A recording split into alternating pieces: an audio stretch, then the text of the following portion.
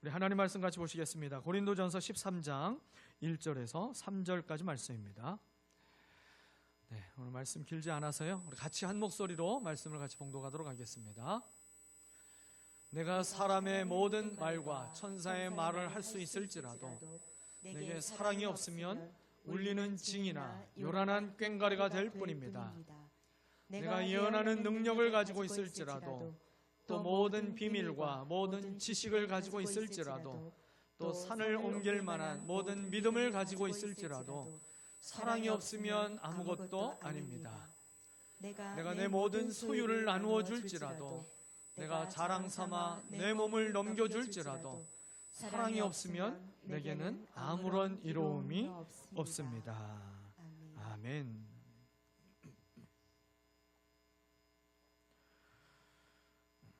여러분, 어떤 물건 가운데 겉으로 볼 때에는 참 그럴듯하고 또 다 있어 보이지만 가장 중요한 한 가지가 빠져 있으면 아무리 그럴듯해 보여도 아무짝에도 쓸모가 없는 것이라 여겨지는 그런 경우들이 있게 되죠. 우리는 그런 것들을 보고 이렇게 이야기를 합니다. 안고 없는 찐빵이다. 또 김 빠진 맥주다. 먹어보지 않아서 제가 어떤 건지 잘 모르겠는데 김 빠진 맥주와 같다. 또 건전지 없는 리모컨 같고 엔진 없는 자동차 같다. 겉으로 보기에는 멀쩡해 보여도 생명같이 여겨지는 그 핵심이 빠져 있으면요, 사실은 그저 고철덩어리고 버려야 되는 거예요. 아무짝에 쓸모없는 것이 되는 것입니다. 바울이요, 이 고린도 교회의 영적인 상태를 지금 그와 같은 상태다라고 진단하고 있습니다.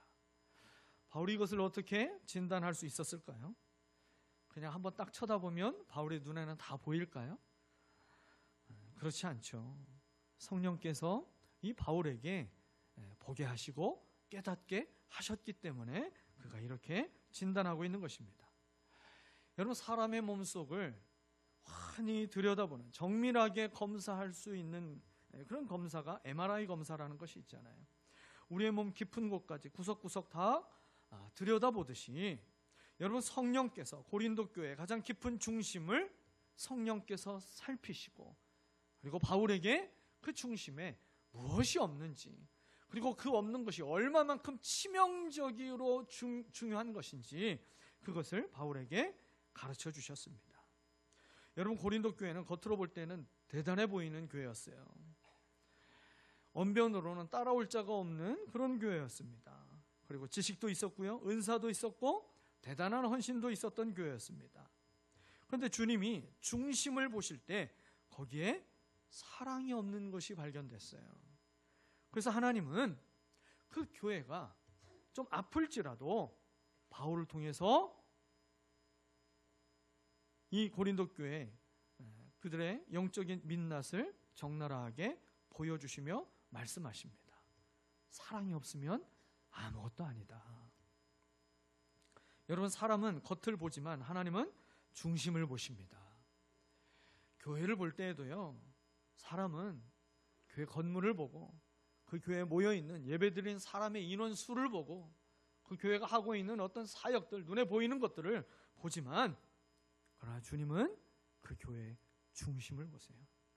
가정을 보실 때에도 사람들이 보기에는 행복해 보이는 것처럼 보일지라도 정말 그 가정의 중심에 사랑이 있는지 없는지 주님은 살펴보십니다.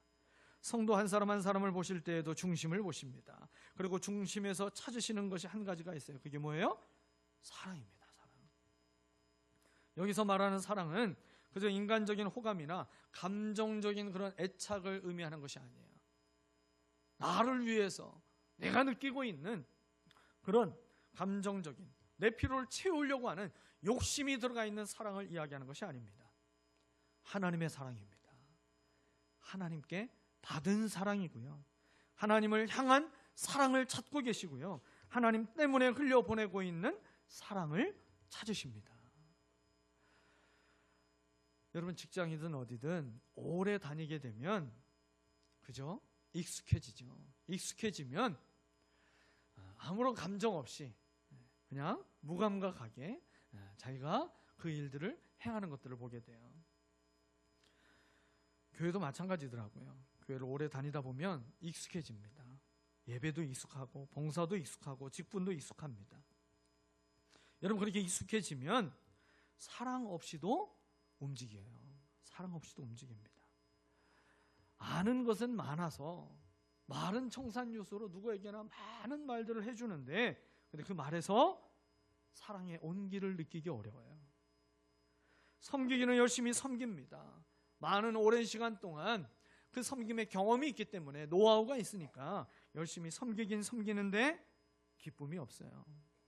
맡겨진 일에 얼마든지 주변 사람들을 움직여서라도 그 일은 해낼 수 있으니까 충성을 하기는 하는데, 그런데 그 충성의 자리에서 사람을 살리는 향기가 메말라 버립니다. 오늘 주님은 이 고린도 교회를 통해서 저와 여러분 안에 있는 고린도 교회를 보기를 원하십니다. 저와 여러분 안에 고린도 교회가 있지는 않은지 오늘 주님은 보기를 원하세요. 그리고 그것을 깨닫게 된다면 오늘 토기장이신 그 주님께서 우리를 다시 하나님의 사랑으로 새롭게 빚어주시기를 원하십니다. 오늘 본문은 사랑이 왜 그렇게 중요한지 우리에게 세 가지를 가르쳐주고 있습니다. 첫 번째는요, 이 사랑이 없으면 아름다운 말도 소음이 되기 때문에 그렇습니다. 아름다운 말도 소음이 되기 때문에 그런 거예요. 여러분, 속담 가운데 그런 말이 있죠. 듣기 좋은 말도 자주 하면 귀에 거슬린다. 참 내게 필요하고 또 내게 유익한 말인데도 그 말을요 자주 하게 되면 사람은요 귀에 거슬리게 돼요. 지난번에 얘기했는데 왜 또 하는 거야? 어제 얘기했는데 오늘 왜 또 얘기하는 거야? 아침에 얘기했는데 점심에 왜 또 얘기하는 거야? 뭐 이러면서 사람들은요, 듣기 좋은 말인데 분명히 내게 유익한 말인데도 아직 내가 완전히 변화되지 않아서 내가 계속 더 노력해야 돼서 안타까운 마음으로 내게 해주고 있는 말인데도 자주 들으면요 귀에 거슬린 것으로 여겨요. 왜 그럴까요? 사람의 마음은요 죄로 인해서 늘 상처가 나 있기 때문에 그래요. 그래서 누군가 조금만 그 상처를 누르게 되면 그럼 그 상처로 인해서 느껴지는 고통 때문에 나를 살리는 고통임에도 불구하고 그냥 나를 힘들게 하는 고통으로 똑같이 여기면서 그 말을 거부하려고 하는 연약함이 사람의 마음에는 있는 것이죠. 여러분, 우리에게 유익이 되는 말도 그렇게 받아들이게 되는데 하물며 사랑이 없는 말은 여러분 더더욱 받아들이기 어렵잖아요. 영혼 없는 사랑 고백. 여러분, 그 고백 받고 감동하는 사람 있으세요? 무표정으로 그저 아내를 바라보며 남편을 바라보며 사랑해. 여러분, 그러면 저 사람 날 정말 사랑하는구나, 나 너무 행복해, 뭐 그런 사람이 있어요? 없죠.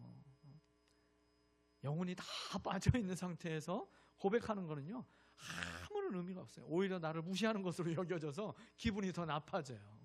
차라리 입을 닫는 게 훨씬 더 나를 행복하게 만드는 길이죠. 사랑이 없는 말은요 우리가 받아들이기 어렵습니다.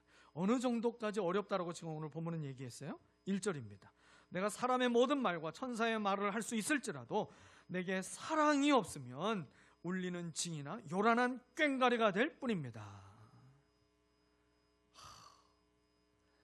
우리가 뭐 가정교회 세미나를 하거나 평세를 하거나 뭐 이러면은 항상 강의가 끝나기 5분 전 또는 간증이 끝나기 5분 전에 뒤에서 징을 쨍 한번 이렇게 때리기도 하는데, 그렇게 적절한 타이밍으로 멋지게 치는 징 소리가 아니라 여러분 굿할 때 옆에서 막 징이 댕댕댕댕댕댕 계속 징을 치고 있고, 또 막 사물놀이 정말 멋지게 박자를 맞춰서 치는 그런 꽹과리도 아니고 그냥 옆에서 계속 칠 줄도 모르는데 그걸 옆에서 그냥 계속 나무젓가락으로 막 두드려가면서 있는 그런 꽹과리 소리는요 완전히 시끄러운 소음이죠. 소음.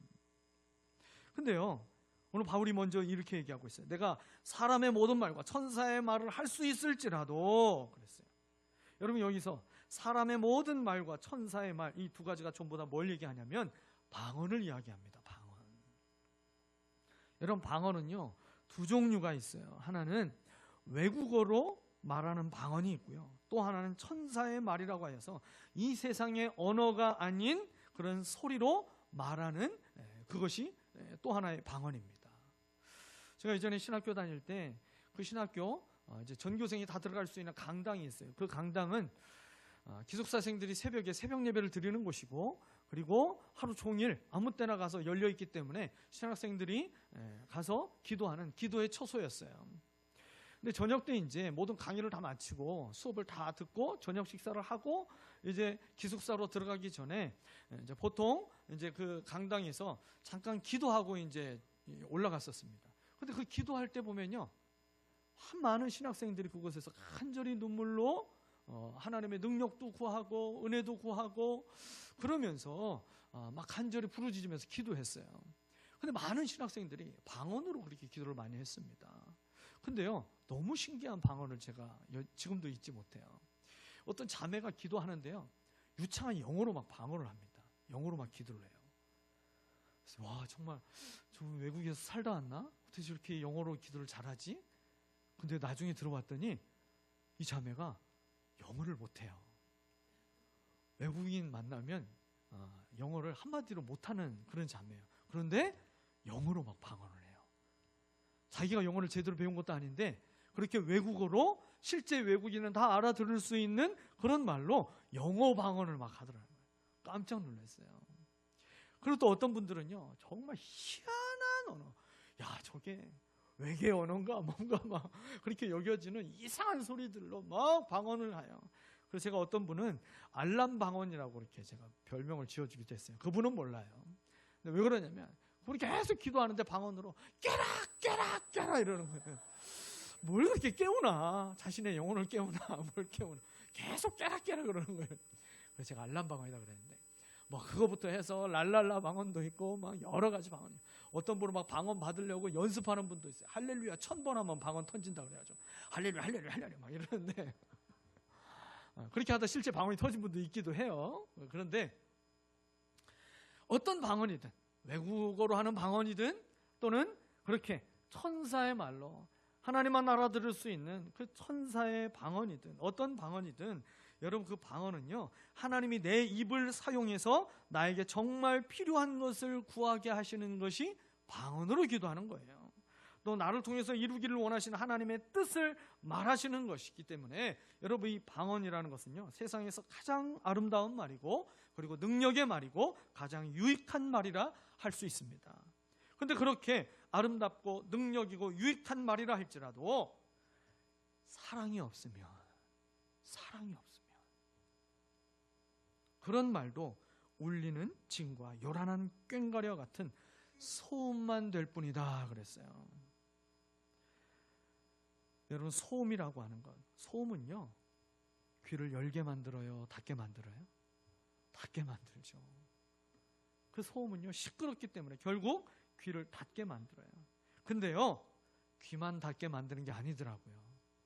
처음에는 귀를 닫지만 이것이 한두 번 더 반복되면 그 소음을 내고 있는 대상자를 향해서는요 내 마음이 닫히는 거예요. 아유 저 시끄러운 인간 또 왔네.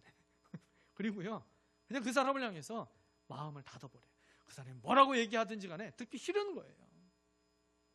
근데 그 사람을 통해서 정말 내게 필요하고 유익한 말이 전해짐에도 불구하고 사람을 향하여서 상황을 향하여서 내가 마음이 닫혀버리니까 아무것도 내게 들려오지 않게 되는 것이죠. 여러분 그렇기 때문에 우리는 더욱더 예수님을 깊이 생각해야 됩니다. 내 말이 소음이 되지 않도록 하기 위해서 우리는요 예수님을 깊이 생각해야 돼요. 예수님은 사랑 없이 말씀하지 않으셨습니다.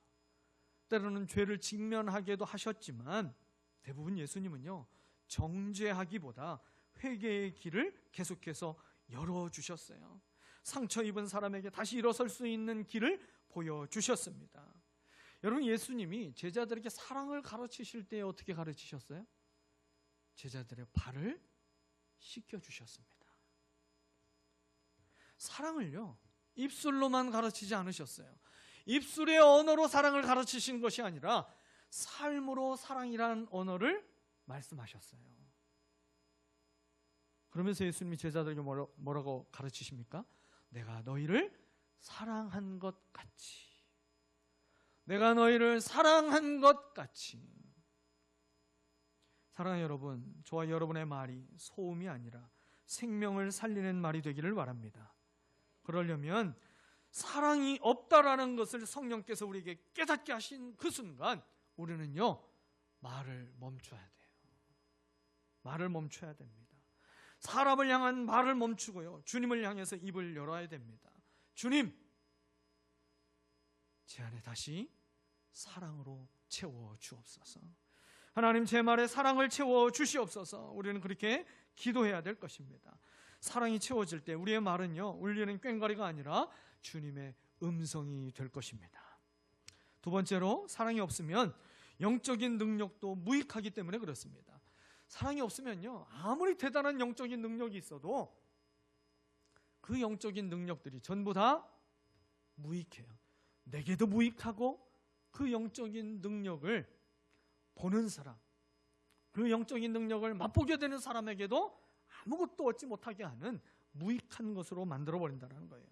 오늘 2절은 이렇게 말씀했죠. 내가 예언하는 능력을 가지고 있을지라도, 또 모든 비밀과 모든 지식을 가지고 있을지라도, 또 산을 옮길 만한 모든 믿음을 가지고 있을지라도 사랑이 없으면 아무것도 아닙니다. 여러분, 굉장히 충격적인 이야기잖아요. 예언하는 능력, 여러분, 예언하는 능력을 저와 여러분은 사모해야 돼요. 기도하며 구해야 됩니다. 여러분, 예언하는 능력이 뭘까요?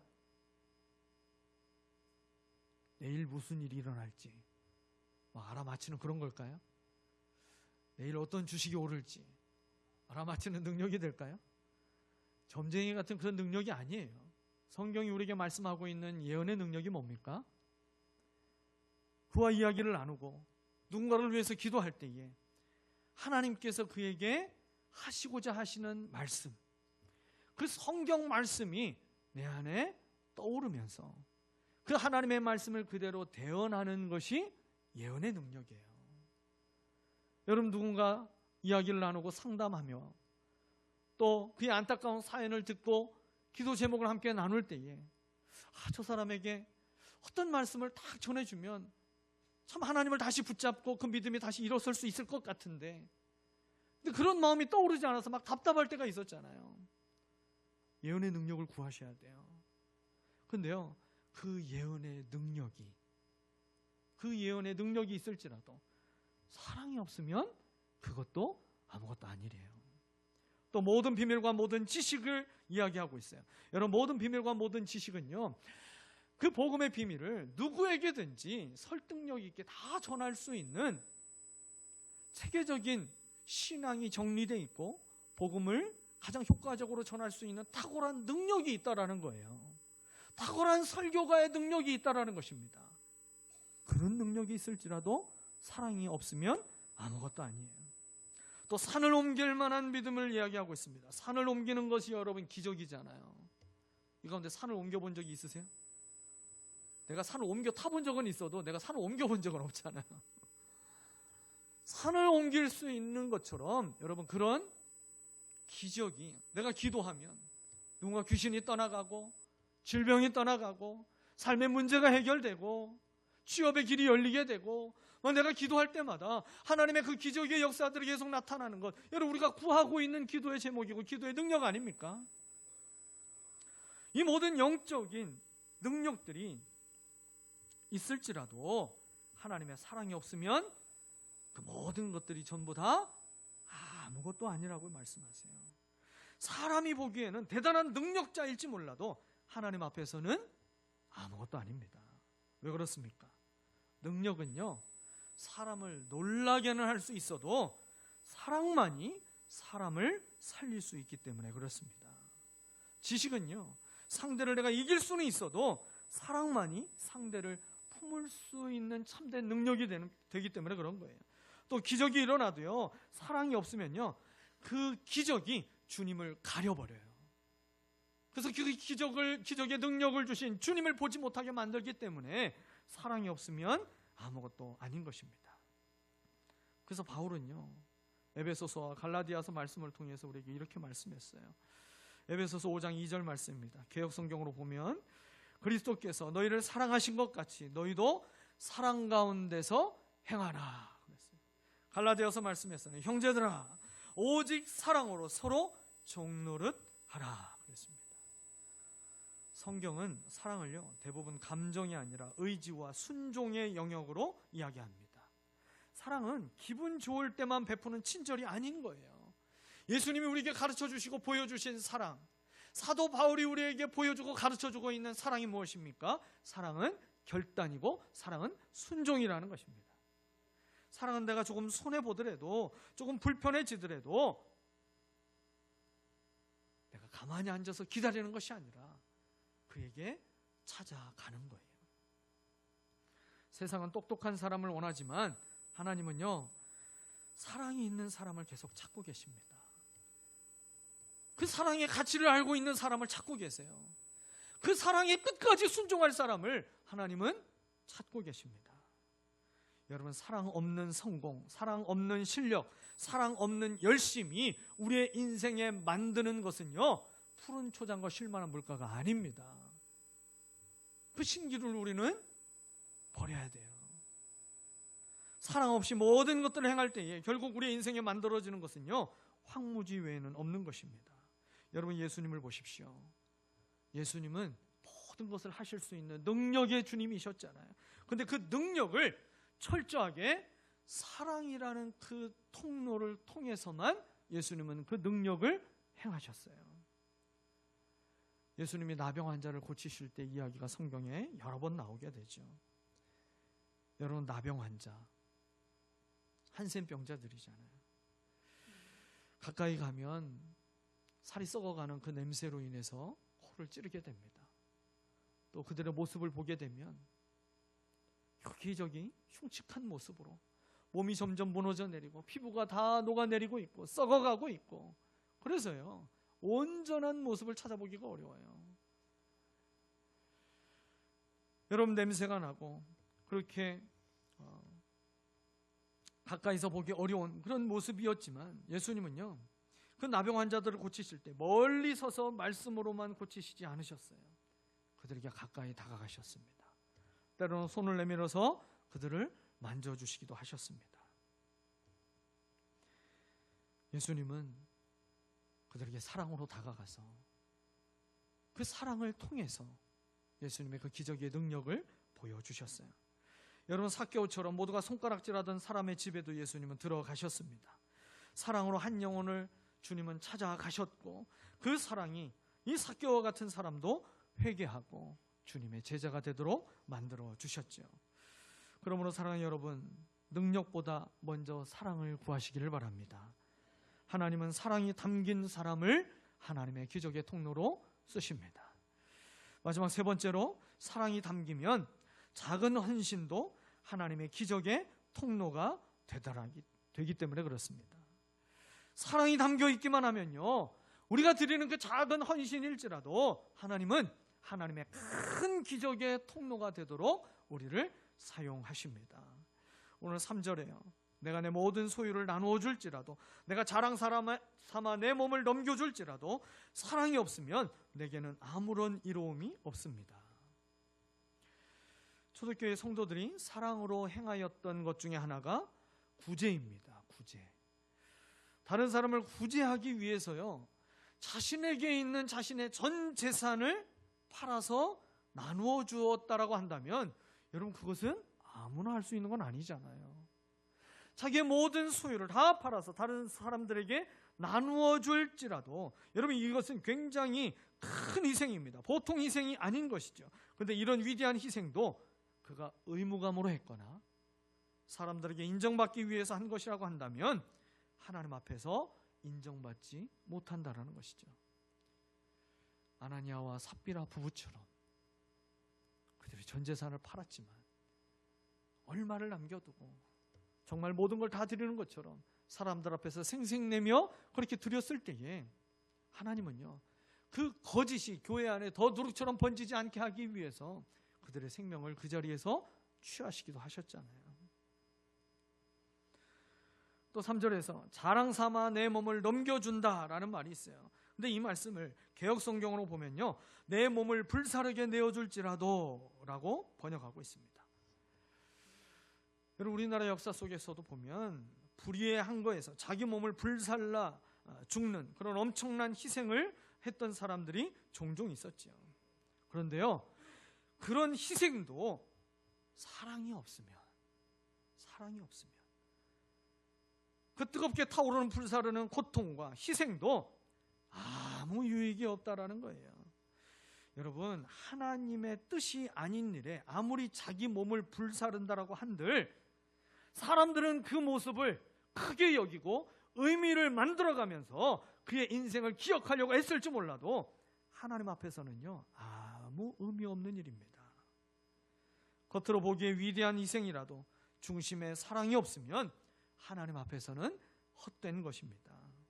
근데 이 말은요, 반대로 생각해 보면 사람이 보기에 아무리 작아 보여도 그 안에 사랑이 담겨 있으면 그 헌신은 결코 작지 않다는 것이죠.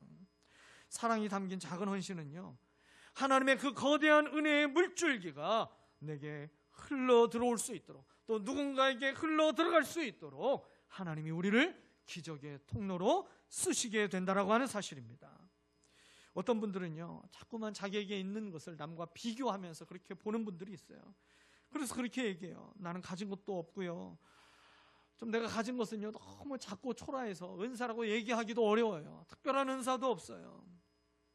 여러분, 그러나 하나님 앞에서는요, 내가 가지고 있는 것이 얼마나 많은지 그 양이 중요하지도 않아요. 그 은사의 크기도 중요하지 않습니다.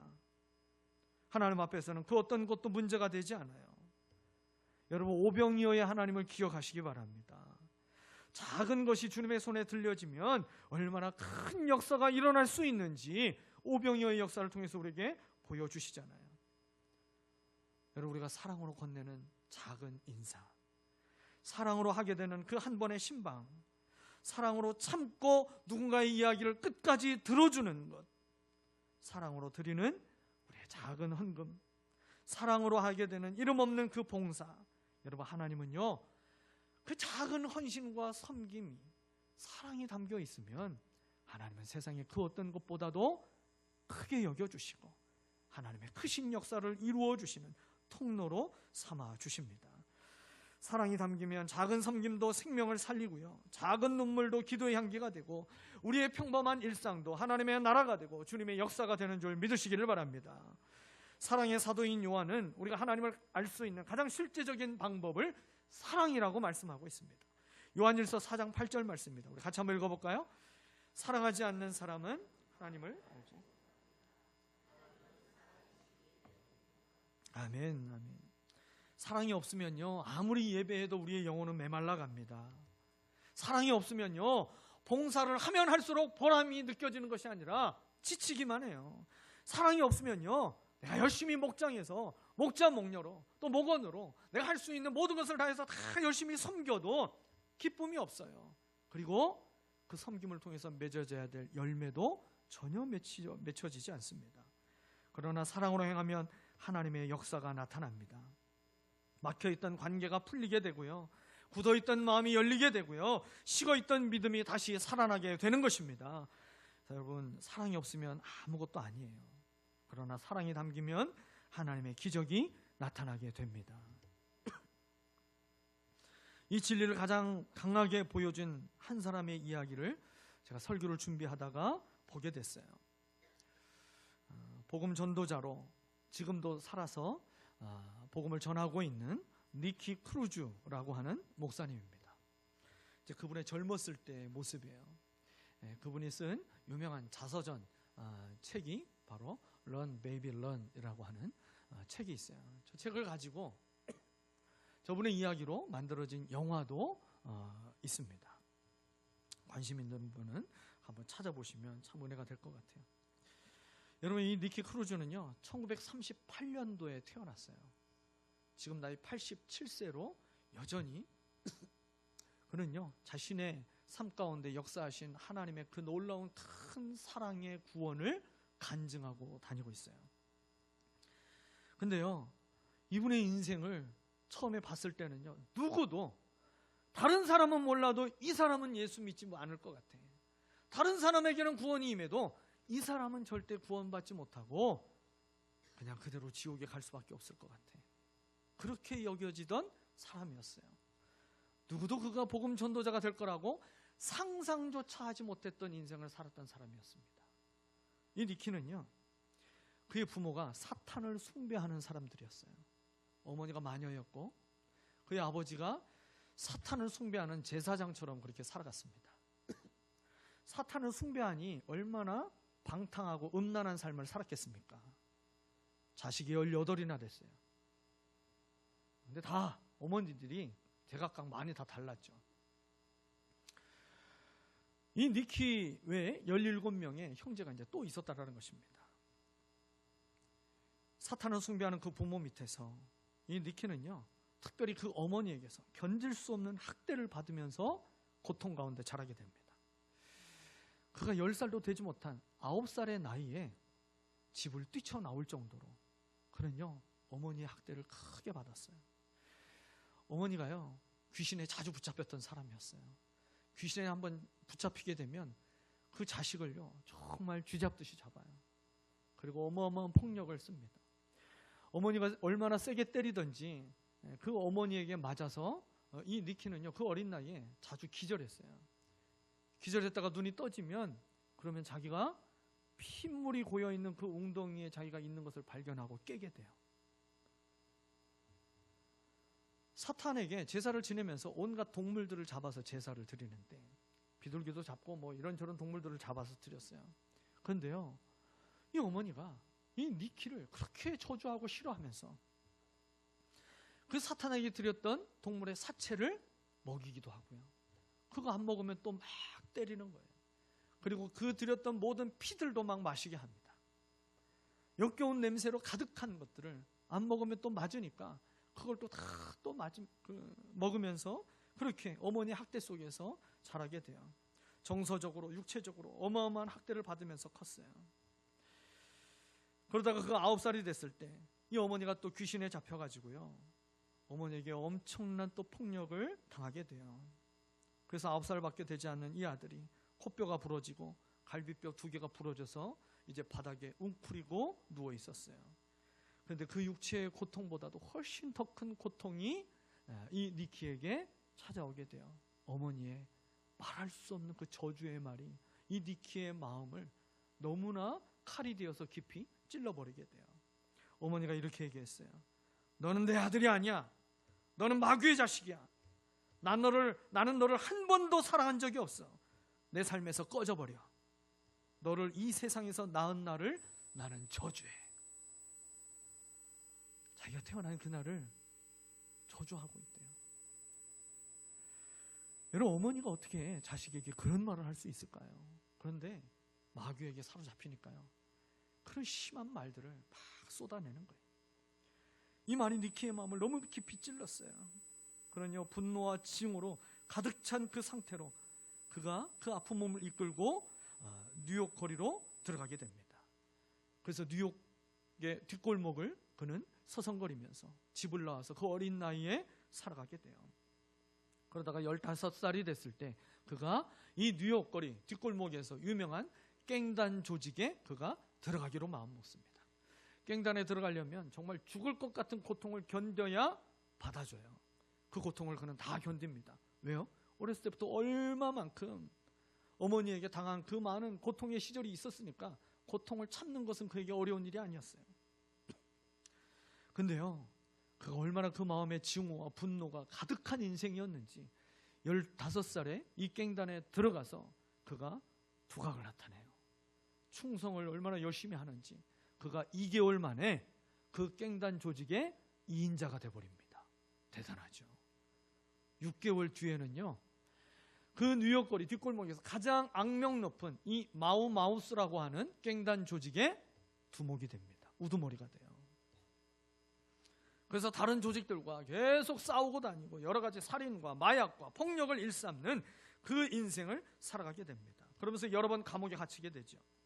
감옥에 갇히기를 반복할 때 경찰이 붙여준 심리학자가 그를 계속 만나면서 똑같은 진단을 하고 경찰에게 똑같이 선언했어요. 이 아이는 희망이 없습니다.